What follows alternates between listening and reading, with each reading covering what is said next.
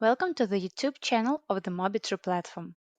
In this video, we will show how you can easily scan a QR barcode image on a remote device. The platform supports the feature for native iOS applications. What images can be scanned? You can upload JPEG and PNG, and the image size should not exceed 5 MB.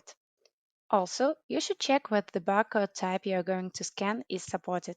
For this, go to mobitru.com, click on Resources, User Guide, Image Injection, QR barcode scanning. How can you use the feature?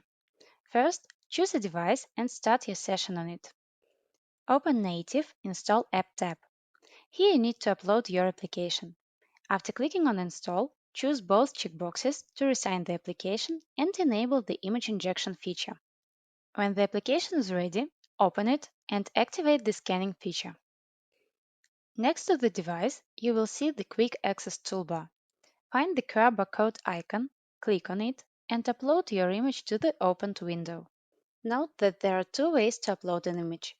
Use the upload button or drag and dropping. Hey presto! The information is successfully scanned. If you have questions or have faced a problem, do not hesitate to contact the Mobitru support team.